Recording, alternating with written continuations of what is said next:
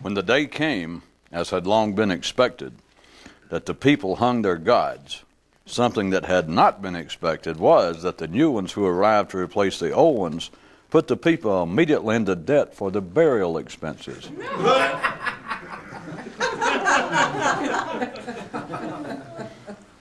And so, on it goes amongst the people.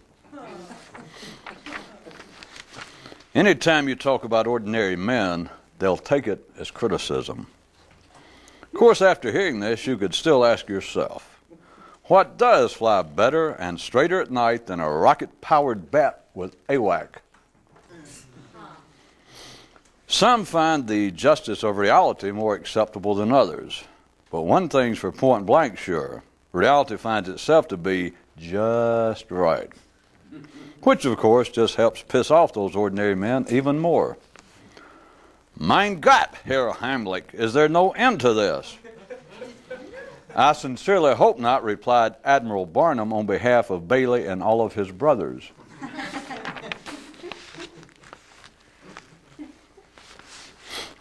A group of people seeking the Enlightenment once came together and established a school based solely on the cessation of external stimuli until one actually more conscious came by and told them that there is no such thing.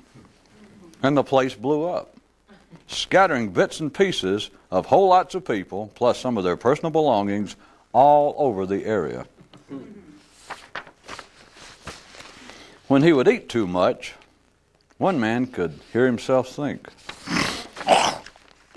Dreams of physical and mental cooperation and their reality.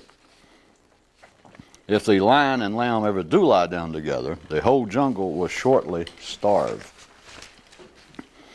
As the horrible sight rode past, it sang, "Whee, whee, you can't stop me, I'm off on an endless killing spree." And a man said, "Who was that awful figure?" And another replied, "That was death." "No," he said, "not him, that even uglier mother with him." "Oh, that was progress."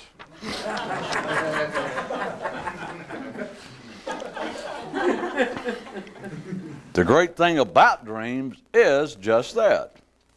That is, that they are that. And if you're ordinary, you won't get it, and thus they'll still work on you. But if you do see what I mean, then you can begin riding your own horse past yourself. Aphorism update. Those whom the body would distract, it first makes think. There is a little-known sector in the 3D universe in charge of making allegories, which just barely make sense, make even less.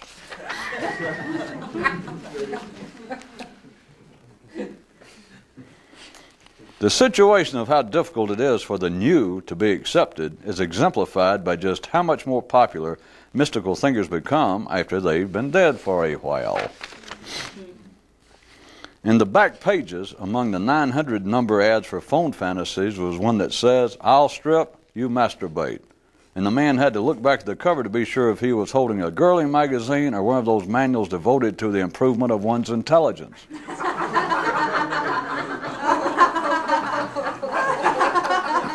A man wrote to the advice doctor, "Dear doctor, go to fucking hell." There was once a man who fell into a deep, mythical sleep, from which he would periodically awaken for a moment and ask, "Am I asleep?" And sleep would instantly assure him that he was not, and thus he could peacefully go back to sleep. A truth in storytelling public notice. The above tale is, allegorically speaking, primarily composed of out-of-date bullshit. There is an obscure quadrant in the 3D universe responsible for assigning expiration dates to all truths, especially those of the metaphorical flavor. How to be ordinary and be considered so by your peers. Tell everyone you meet that they're wrong. The comparison counter is now open. Those working to achieve a greater state of consciousness than the natural one to which they were born are not unlike a man who acquires the ability to run a marathon on just his fingertips. Spectators may certainly be impressed with the uniqueness of the talent, yet leave wondering to what ultimate avail.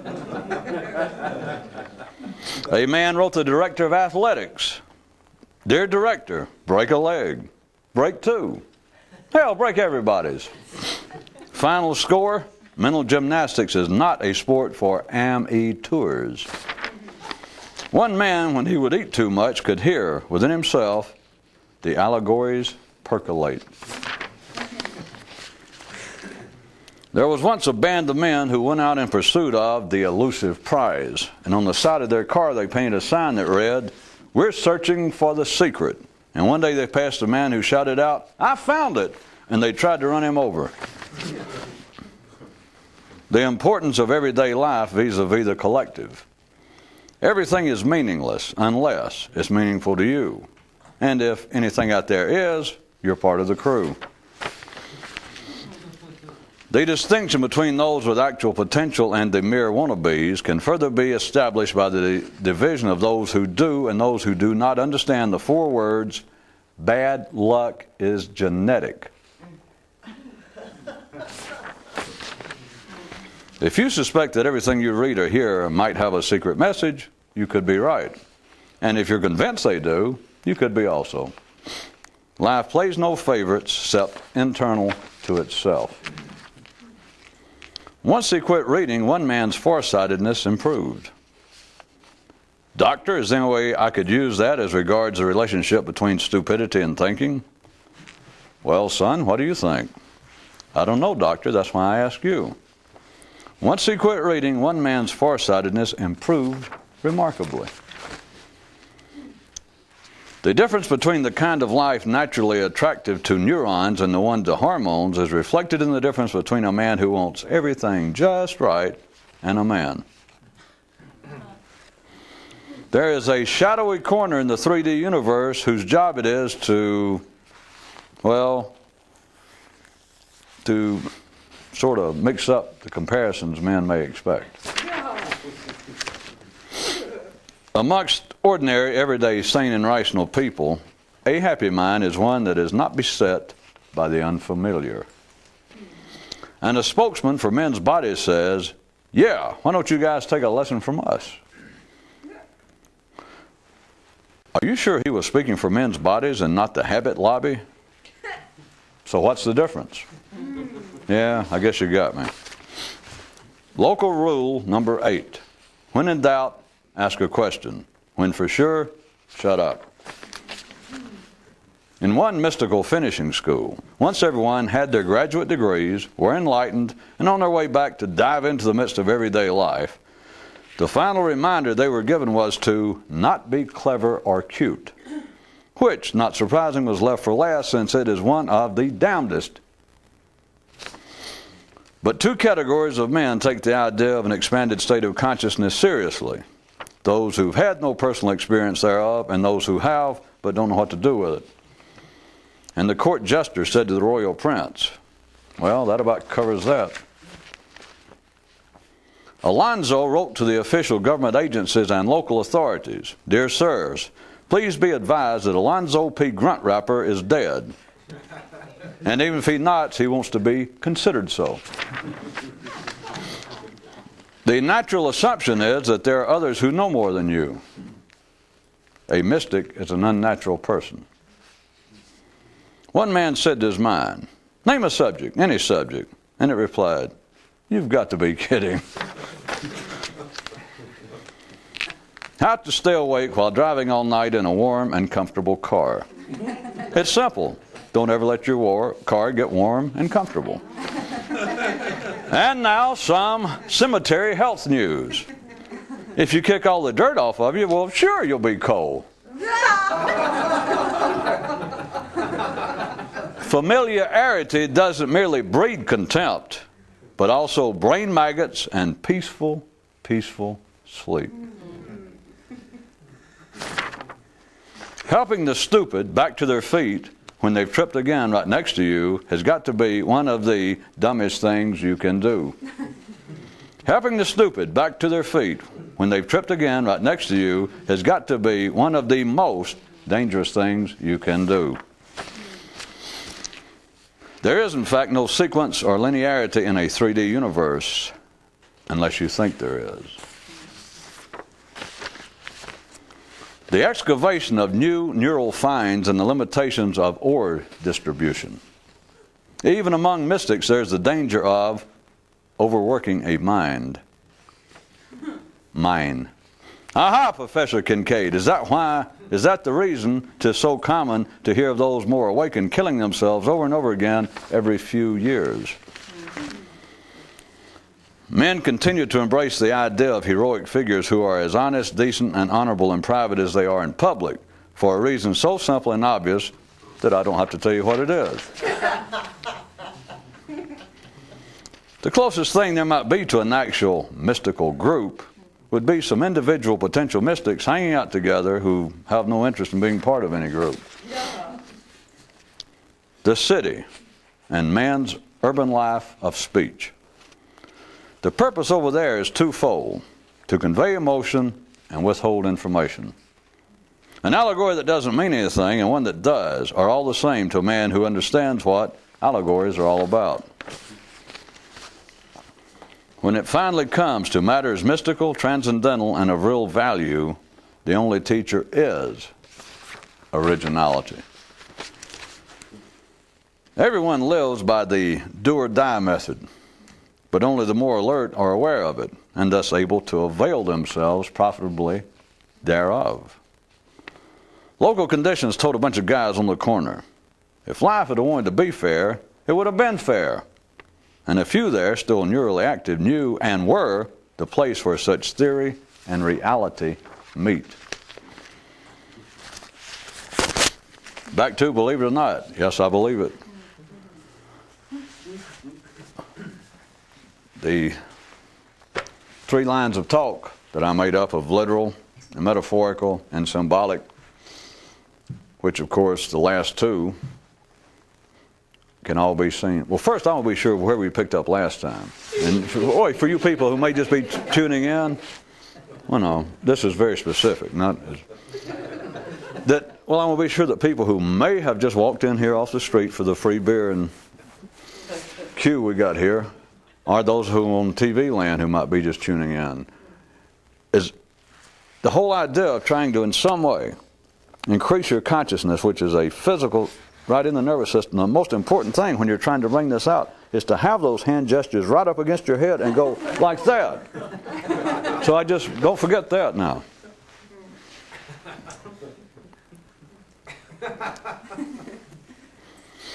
The last 2, that is, to wit, metaphorical and symbolic being allegorical. And the metaphorical, in the intention I had in my usage, in my use, was a parallel kind of thinking to the literal, not an interference, it does not even touch the literal thinking of you, of humanity. But since reality itself, if you get past the literal aspect of it, the literal interpretation, if you're so gross as to call the literal an interpretation of anything, but hey, that's between you and your grossness. That since reality is not linear, and speech is. It's not theory, it's not a registering any complaint. Speech is linear, there's no way out. But since reality is not anything that speech says about it, which of course is just a reflection of thought, so anything that literal thinking has to say about reality is misleading. It perforce is maladroit. It is not a true telling of reality. You understand? It's like saying that literal thinking can only speak Spanish and that reality is not Spanish. And so therefore, no matter, it takes its best shot. It can be literate. It can have graduate degrees in its local language, to wit, Spanish. And it can give you the striking, poetic, but most scientific, literal description of reality as it can. But if reality is not Spanish, you see the problem. Then you can look upon, since all literal thinking is per force a misdirection, it is misleading, no matter what it says, and you can look upon that kind of, what I intend by metaphorical thinking, this parallel kind, is to be a kind of running adjustment But remember, it does not go over and attempt to change literal thinking and literal speech, because there's nothing to be changed. But it is your own personal. It's not a public affair. It is your own personal kind of running adjustment to keep you from falling back in to that sinkhole, to keep you from all forms of criticism, all forms of useless neural behavior to someone trying to be more conscious. Well, anytime you stick your finger, anytime you stick a foot, anytime you try to grab hold of literal thinking, yours or anyone else's, which it becomes the same thing once you see it, once you try to do that, as we say in the mystical biz, you're in deep doo-doo. Yeah. You're in trouble. You're going to be dragged. You're gone. You're back hypnotized. You're back in the worst possible, which is average, state of consciousness for a human. The metaphorical thinking is totally non-interferential, but it is a kind of very, and I'm not going to describe it to any detail, but it is a kind of personal running adjustment. Back to, since we've already covered the very stringent requirements that one have about the gestures, about being more conscious, I'll do one more. The parallel, the literal thinking going, and then the metaphorical. Personal, private, individual. There's no anyone who tells you that you should think in a certain way, even metaphorically. Forget it. Because that's what I was trying to cover last time, a kind of very curious case of how people taking their best shot, all the way from religion to would-be individual, charismatic leaders of cults and other strange organizations, will take the words of past, as they call them, and I won't argue, apparently past mystical teachers of the strife of Jesus, Muhammad, Confucius, and etc., and then, through their great wisdom, and they can probably do this too, they will read the words of these great dead men that sound sort of, love your fellow, love your enemies yourself, and it's easier for an Indian without moccasins to go through a needle eye than a camel to, that kind of thing. And they go, and you're waiting, they go, all right, here's what it means. And they give you a literal interpretation, which people go, let me write that down, because now it makes sense. Well, now they've made it literal. It makes sense to anybody. It's meaningless. So what I want you to understand is, that's why I say it's private, and I'm not going to tell you what it is. Because, one more time, let me repeat, the metaphorical thinking, this kind of parallel tracking of what's going on in the ordinary collective and your own individual, which is dragged along with it, neural wiring of man at your time and place, this kind of metaphorical thinking is an adjustment to it. But there is no specific description thereof. It's not to say, well, now the main thing you got to watch out if when your literal thinking gets into the area of liberal politics or conservative religion, anything, which please note, that's what you normally expect. Not necessarily those two areas, but you expect if there's someone going to say, let me tell you something very important about the mind, how to improve your mind. For those of you that kind of got hung up on the guy seeing the ad back in the 900 numbers, and he had to look and see what was actually a girly magazine or one of those manuals of how to improve yourself intellectually. You don't see the connection? It's the same thing. The ad says, I strip, you masturbate. Well, wait a minute. I'm going to improve my mind. Right, based upon someone else's advice, their direction. Here's another test if you need it, which we're back to how to tell if you're an alcoholic, that kind of thing. Here's a test if you need it. If you think, well, I do need it, there's your answer. Yeah. Don't let the door, please, don't slam the doors. All of you are leaving now. Go. There's churches and bars right down the street. There's a Namco. You can have your transmission retightened, just in case you felt it came loose since you've been here. Tell them I sent you. We got a deal. They'll tighten it right up. It's something like $9.95, plus they give you a calendar and an air freshener for your car.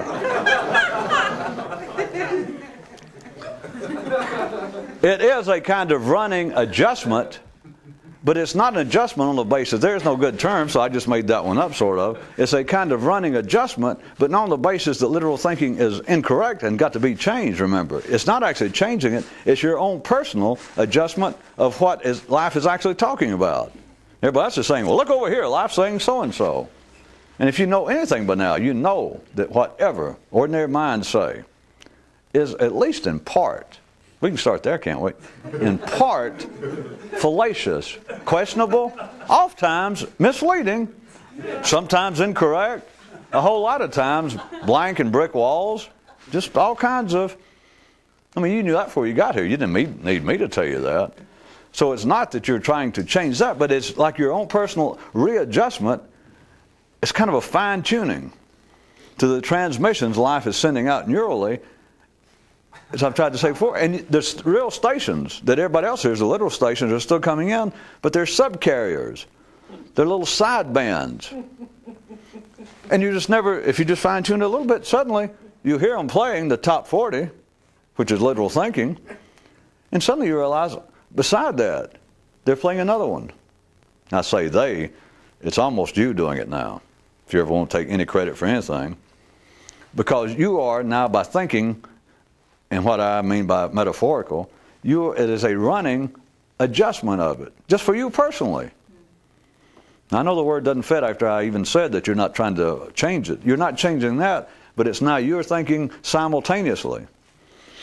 Or if you like the other one, it's like literal thinking is being, you suddenly are born and there you sit in a chair, in a seat down in a theater that you can't move, and you're watching life, including your own thought processes. You can't get out of that seat. That's just foolishness. Just forget it. Not at that level. There's nothing to it. It wouldn't benefit you.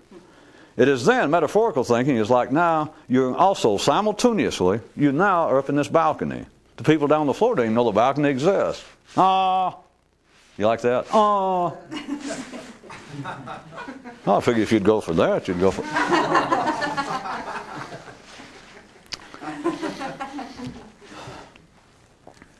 They know it exists on the basis of myth.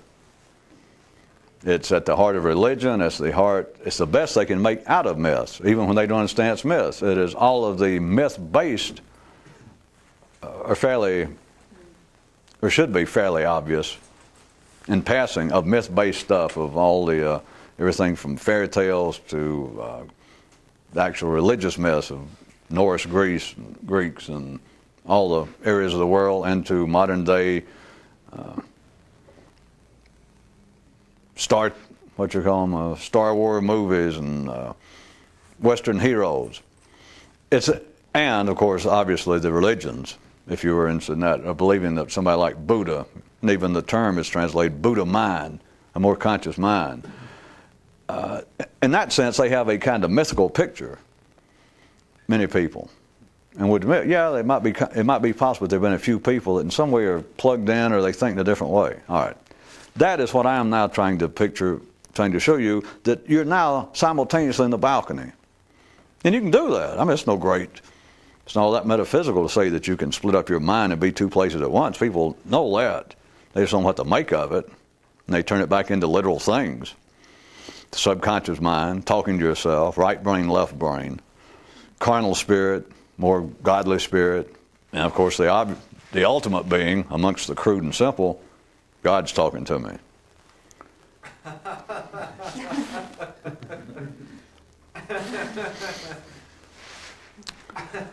You're up in the balcony simultaneously, and you're still down there. Literal thinking. Because if you ever lose that, you're crazy. You have struck out of the city ball game. And so you're up here, but you understand, you're not shouting down. You're not trying to run back down there to the floor and grab the guy. Because once you can do this, none of this is a problem. It's not once you can do it that you go, well, wait a minute. Now, what did he say? He told me not to go back down there and screw around with that. You won't even do it. I'm just pointing out a priori how it is. You don't go down there. You don't go down there and try to slap that part of you around, literal thinking. And it's not just you. You'd be in the same position, as I was trying to point out, of trying to slap around all of humanity, which is being, if you can't ever get any better work and you've got no real talent of dancing or anything else, is become the voice in the wilderness. Yes, God, or the Spirit. Wait a minute, I'm channeling again. For John the Baptist sent me to cry out, a prophet, unknown, unrecognized, dishonored in his own land, crying out in the wilderness, which is a man trying to slap the world around going, wake up, you idiots, and snap out of it. You got to be real desperate for a hobby. And nuts, but Well, I hate to offend people making a living at being mystics and professional weird people.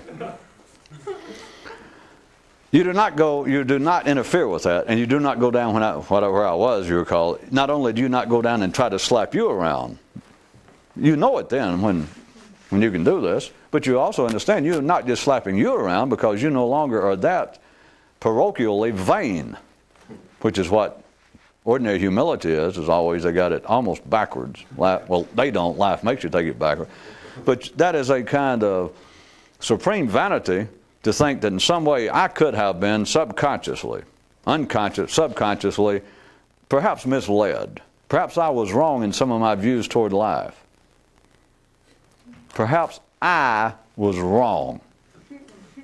I mean, it sounds so humble. It sounds like a man on the verge of perhaps.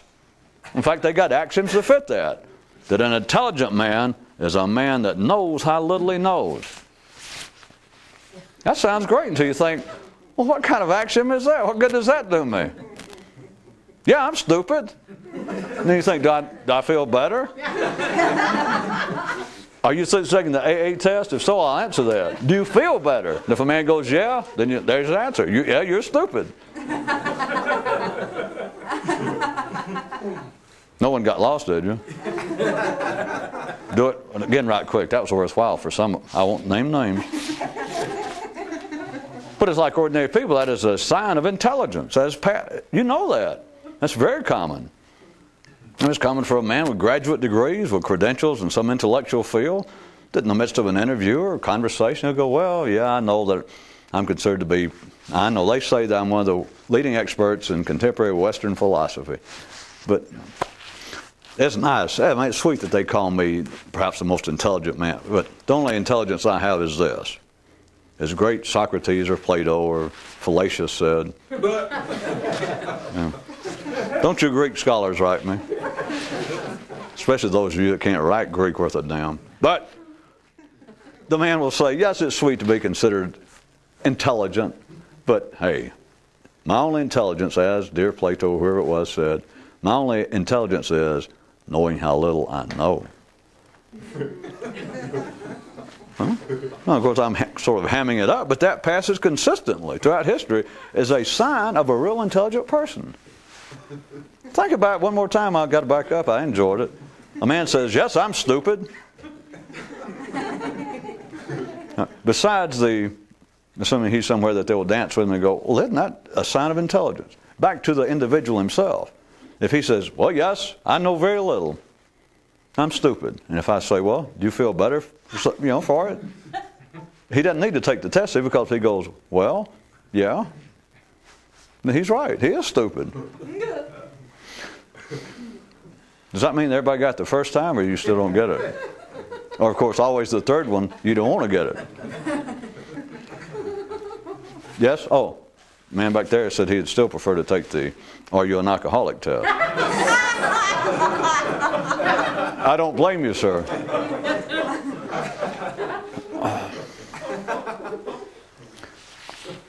The running adjustment to literal thought, back to it, is, I understand the word is in conflict with what I had already described, that you're not interfering with it. It is not that you go back down to yourself sitting down the floor where you were born, down on the main floor of the theater. You're not back down there with a screwdriver in your head or a psychiatrist but you're not down there trying to readjust that. It is now you up there doing a readjustment, a reinterpretation, a new translation of what is going on, of what you thought was going on, what he still thinks is going on. But to go past that, if someone said, well, could you be more specific? No. If I was more specific, you'd want to take notes and go, wait a minute. That doesn't sound at all like literal thinking again. There just simply is no word. Adjustment is not it, because in the sense that you're not adjusting that any more than you're trying to slap life into, wake up, you idiots. Think right. What if you could get it the whole world? You went, slap them around. You went, wake, come on, snap out of it. And they went, you're right. What do we do now? Then what are you going to say? Well, there's always like, then you've got 2 or 3 doors, maybe Monty Hall or somebody. Because if you could get life's attention, all of sane, ordinary people, and you went, pow, pow, and you went, you idiots, you blind, you uncivil, unthinking, you idiots, snap out of it. And they went, you're right, you are right. What do we do? And they looked at you. And then what? Then we can go into the things about choices. Like, well, of course, the obvious one is you're suddenly about to be a leader of idiots. And now I can say, does that make you feel better? If you answer, you don't have to take the written test. You're now a leader of the stupid.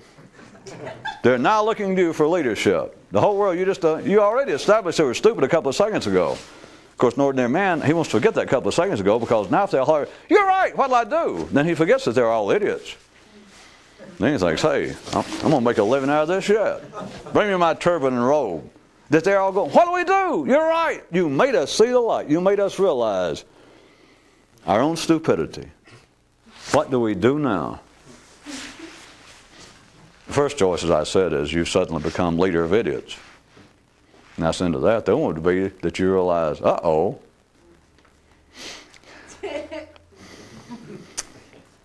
The running adjustment is something else. Now we're going to get into symbolic thinking. Symbolic thinking is not as open to the lengthy discussion I have presented regarding metaphorical thinking. In fact, as I threatened last time, I started to 2 meetings ago to say, oh, by the way, rather than me, you think I've kept putting off a description and a discussion of symbolic thinking, my putting it off and referring to it for the last 3 or 4 tapings that I'd get to it, that was symbolic thinking. But, you remember last time I pointed out to you I didn't do that? But consider this, maybe me saying that I didn't do it, that was the actual symbolic version of what I did not and did do. Symbolic thinking, well, I'm going to press on, but it's iffier than trying to tell somebody what I was trying to insinuate to you, that if someone thought they had some picture of the idea of a kind of running individual adjustment of literal thinking, that is that, you're right, everything I've ever thought until now is kind of idiocy. It's no good. You made me see it. Now what? There's no now what. Because if you tell them a now what and they take it seriously, you've simply put them back in the same position. You and they together. You dance together. Symbolic thinking is even iffier, but here we go. It's also, let me again point out, there have been attempts to do this, and I would not even potentially mislead you enough to tell you that the people who said it even knew what they were doing. But it's one of these things that's a kind of non-linear sensation of reality that makes people at times throughout history say certain things, and it will strike some people as, ooh, that's got to be true. But if you say, well, why? What does it mean? I mean, they don't know. But it has to do with things like even my crude addition to this whole cache was I was saying that you could look at another version of what I was calling the non-linear progress from literal to metaphorical to symbolic thinking, which actually should go back to literal. Well, I should be better. I can do better than that. It should be that the real progress in a non-sequential way, non-linear way, would have been silence, then literal, then metaphorical, then symbolic, then silence. I threw in another one having to do with the visual color spectrum. According to which way you want to look it up or down, you can say it's invisible, then it's red, then it's green, then it's ultraviolet, or then it's violet, and then invisible. If I could do it with sound, it's silence, then it's just audible, then it's loud, then it's strikingly loud, and then it's silent. Symbolic thinking, compared to, if you recall, the way I was describing literal and metaphorical, symbolic thinking is not just a parallel tracking, is not just a kind of adjustment of literal thinking. That is, that metaphorical thinking, in the sense that I was trying to get you to consider it, actually, when you think it, actually means other than you said, even if it was just to yourself, which what you said literally is what was already going on down the floor. That's your literal thinking going on. And now metaphorical thinking, the next non-linear stage, but since we're talking it sounds that way, is to you up in the balcony, and now you're taking what's said down there, but you don't take it literally. You take it, what it says, you're not trying to change it. There's no need to change it. There's the best teacher in the world. Just look at the film score, look at the soundtrack going through your head down there in the literal thinking. There's nothing else to learn from. There's nothing better. So you're not trying to change it, but you take it, what's being said down there, which in a sense you're thinking it, but now what's being said, you do not take literal, which is the thing about saying, instead of the literal being, well, there's my cat, and then the metaphorical be, he has more lives than a cat, which you understand. You do not mean literally. You mean something else. The words say, you have more lives than a cat, which in a sense makes sense. Grammatically, rhetorically. But it is not true, and you did not mean it to be true. Somebody said, you mean a cat has one life? What do you mean a man has more? You go, well, that was a metaphor. That is a kind of running adjustment of that. Symbolic thinking, now let's take it, there's a balcony way up, a nosebleed balcony. It's up where Buddha and those cats would hang out if they decide to come back and rechannel their energies in the Rialto. Or Gorman's Ice Cream and Chinese restaurant for you people on the East and West Coast. Symbolic thinking, vis-a-vis my first two, my descriptions of what they are, means something else, and what it means. Such as, to stick with the cats, would be, hey, when the cat's away, the mice will play. Symbolic means, if you want it to, it literally means what it says. That's a fact. That if you have mice and a cat, and your cat goes off on vacation or goes to visit somebody, and it's kept the mice at bay, if it stays gone long enough, everything else being equal, it's very likely the mice will come back. But if you're staying there in a bar, instead of talking about just that guy, Jack has more lives than a cat, that was a metaphor, because his wife just came by just before he got here with this waitress, and everybody go, is he lucky or what? But you knew when they said he is luckier, he got more lives than a cat. His wife drove right by and didn't even see him. And then a couple of minutes later, somebody says, yeah, well, hey, you know the kind of guy he is? When the cat's away, the mice will play. Now it's gone from metaphor, same thing, to symbolic thinking and speech, but thinking. That it is literally true. Now catch the sequence. We're now back to down there in the floor. It's literally true, but we've gone past the metaphorical that you're looking down at the literal, which is still going on, and now doing a running adjustment, like your own personal translation, to where it does not mean what's going on. Now it's even more complex and enriched, is now you're still above both of them, they're still in operation, but now what you think about what's going on, your own adjustment, your own interpretation of life, means literally, you're back to the literal and simultaneously something else.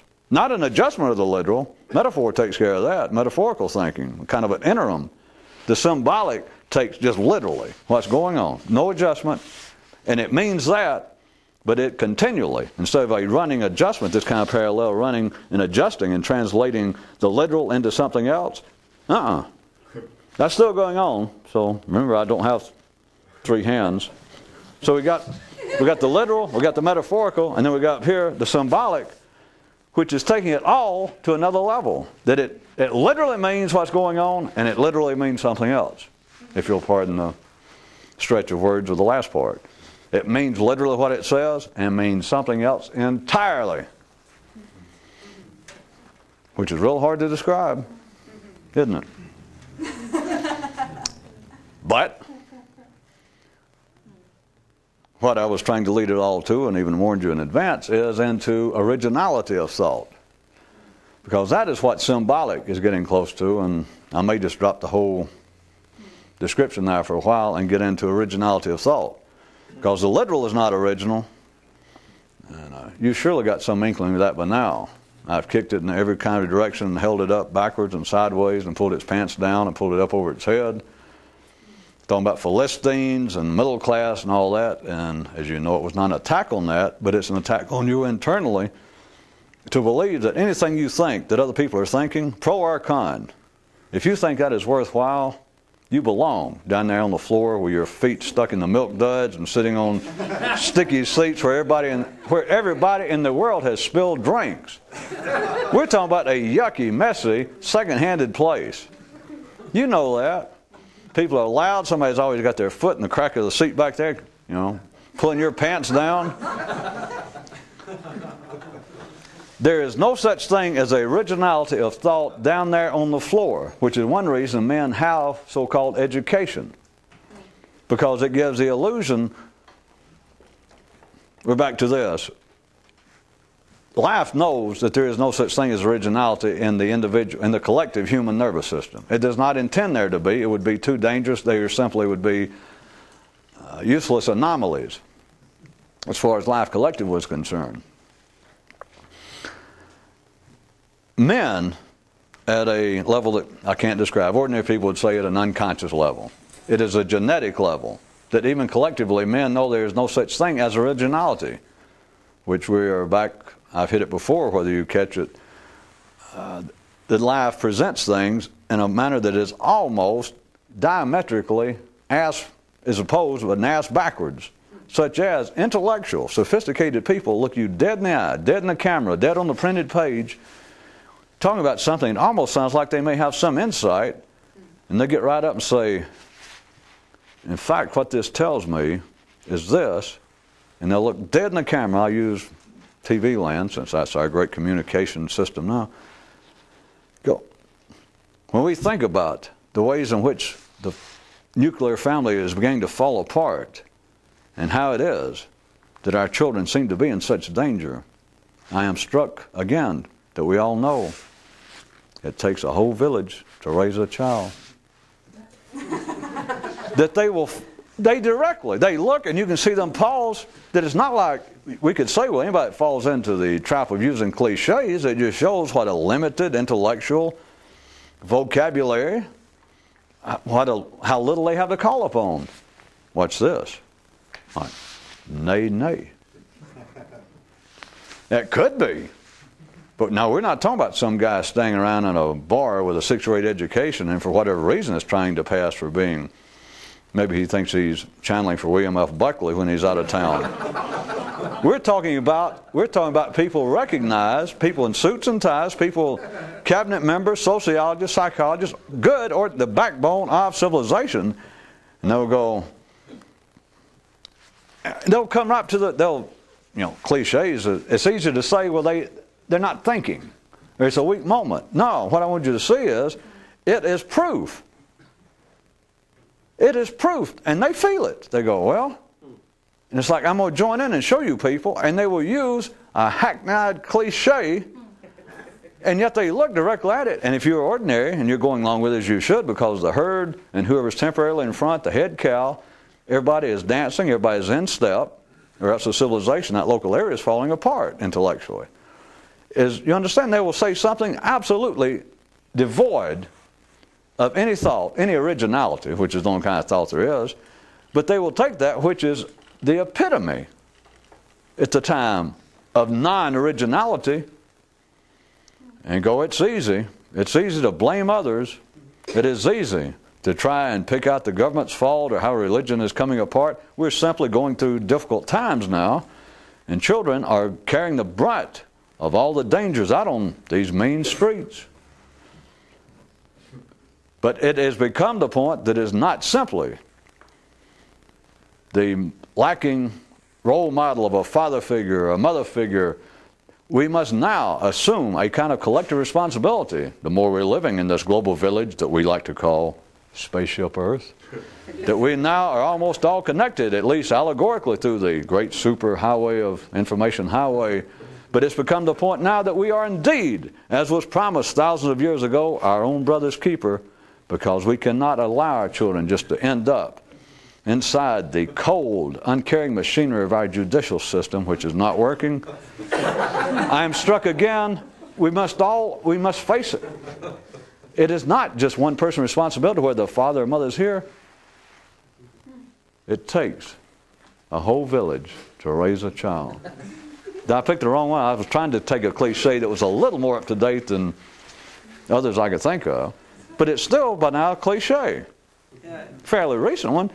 But you understand, it's not an attack on the people, and you missed the point if you're an ordinary social commentator, because I know people have done this, have written whole books and articles deriding the use of cliches and pointing out, in a sense, what is obvious from an ordinary view. It's going, well, people that speak in cliches, no matter how revealing it may have been, the idea that it takes a whole village to raise a child. Whoever said that first, I'm playing an ordinary person's part now, some social commentator. They can say, whoever said that first, it was brilliant, or it was insightful. But goddamn, they were running the ground. And now people say it and they just open their mouth. Well, they don't have to say. They were trying to make a sentence, and it's all ordinary people now can do to even mouth a coherent sentence without a script. And even then, they usually misread it. So for them to fall into a cliche is just living proof on the spot of their limited intellectual wherewithal. Nay, they missed it. And for those of you on the more liberal side of the house, nay. That's left from your view. I know I've done this before, but do you see? I want you to see, because it's right exactly what we're talking about. It is that life has things in such a way that ordinary, sane, educated, sophisticated people take it as far as it's possible in the 3D world, almost ass backwards. That a cliche, that which requires no thought, that which seems to be just a pithy wrap-up description of whatever the idea was, but put in words that you didn't even have to think. It's just, well, everybody knows what a cliche is. It's just like, well, I don't have to finish this. Here, take that. And you just reach in your pocket and you pull out a parking ticket or a box top from some cereal. It's like, anybody's got it there. And it's easy to laugh at it, but again, don't look at it just as one direction or the other. It is accepted as, and the people are doing it. If you're watching the people, somebody says it is not that you look in the eye and they suddenly look like a squirrel that feels like, uh-oh, I mean, somebody's viewfinder. It's not like a dazed possum. It's not that they're getting at the end of the sentence and don't know what to do. It's not that. As far as it goes, ordinary people, let me put it this way, they willfully use the cliche. They don't stop and give it a great deal of thought. But it is being tied in to whatever the common level of intelligence is. And that's about the best that they can do. The cliches pass for some sort of intellectual prowess. That it does show some insight. If they had to defend it, it shows some insight that they can use a cliche, but know right where to put it. That they understand the full depth, width, and cogency of the cliche, if you will. But they know when to use it with proper and profitable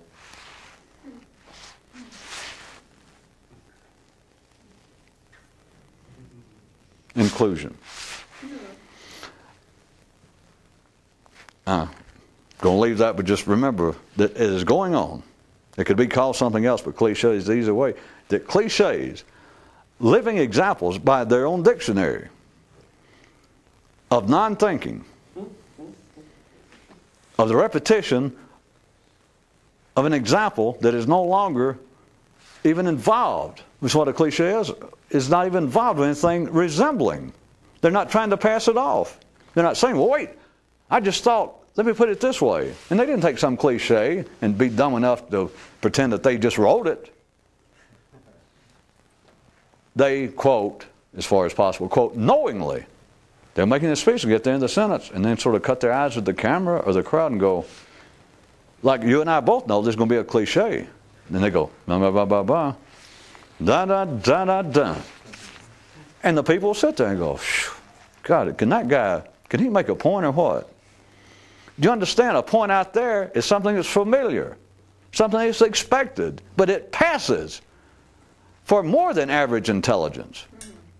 And they could even defend it. If you tried to attack and say, well, using a cliche just shows how unintelligent you are, they could go, huh. And then if they could suddenly become a spirit of cliches present and fly all over the country, and they would suddenly pop into all the bricklayer bars and all the cab drivers and the drywall men and plumbers and say, all right, watch this. And he'd get them all right quick. And he'd give them the cliche and say, do you know what that means? And they'd all go, do I get a free beer if I do? In other words, they wouldn't know. They couldn't translate it. And then he could look at you and go, ha. You understand? It was proof that it takes people of some more than average intelligence, of some intellectual sophistication, to even appreciate the full ramifications and significance of what's contained in that short, pithy, as you call it, cliche. You understand? It passes for a real living sign of intelligence. It is no such thing. Yet what's the alternative? Oh, all right, I'll admit it. Original thought. Which? I did not check the market before I got here, but I was going to ask you, would you like to guess the value of original thought at the present moment? Well, as of 5 o'clock this afternoon, well, like I said, I didn't check, but I can tell you, as of 5 o'clock this afternoon, it was not even listed on the exchange. Nor has it ever been. Every form of mysticism, no matter what it's called, every form of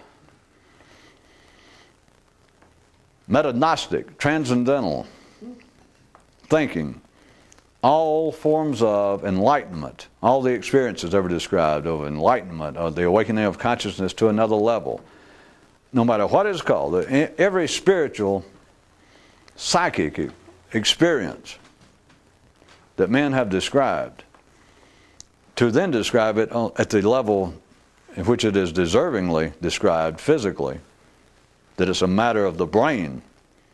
At that level, we can describe it other ways, which I have too, but to take their descriptions, it still comes down physically, chemically, but physically to one thing that was in the brain, and then take it beyond a physical chemical description, which is simply going in, making new connections.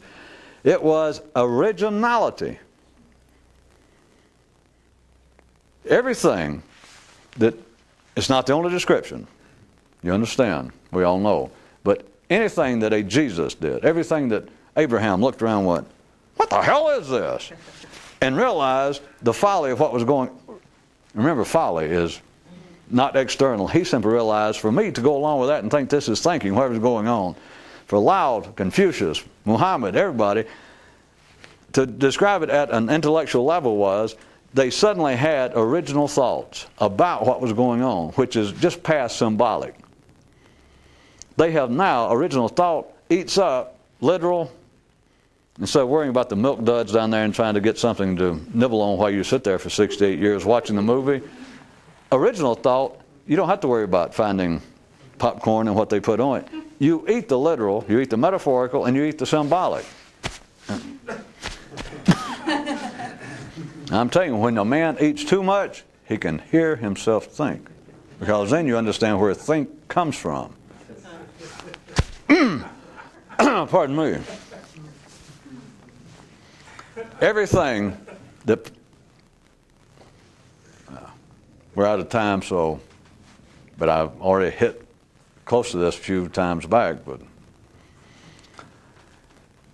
the reality, I'm just going ahead and speak for them, because it was all the same thing, taking into account shifts in the continents and the temporal zones. But everything that ordinary people take as being prophetic thought, universal thought, religious thought, that is, all the words of a Jesus, a Moses, a Muhammad, revealed thought, whatever they call it.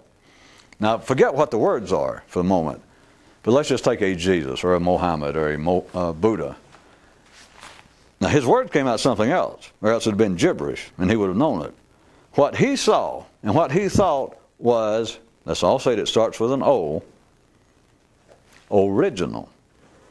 Not just metaphorical, and obviously it wasn't literal, and it wasn't metaphorical, and it wasn't symbolic, but it wrapped it all up. And so therefore he could come back, and all you can say is that which on the surface sounds to be about as plain and common as dirt. That it is not coming out gibberish. It comes out just real plain, and people go, well, I knew that. Or as soon as they hear it, they go, boy, you can't argue with that. And they don't really know why. But that is not the end. That is not the full telling of what another degree of consciousness, mentally speaking, sees. The only way that someone can say anything that plain, that telling, in such a direct, plain way, is based upon original thought. That still doesn't say much to an ordinary mind, which is the only reason I would even lower myself to, or raise myself up enough to say anything that simple and direct and crude is to you people. That point blank. It's originality of thought. But then if you try to think about that on any level other than the original, it's just meaningless. Because then you can say, well, prove it. You can't prove it. Well, how do you know what Buddha meant or Jesus meant? No way I can prove it. Well, how do we know that they didn't mean just what they said? I don't know. Well, what's original thought? The word's not original. Many times they just said, they seem to maybe have been cleaning up something that had been the prevailing view. So how can you say it's original? I can't. I just said it. I was wrong. No.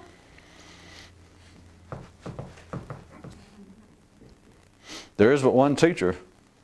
Once you get past symbolic thinking, or if you get up that high in the balcony, you'll know what I mean.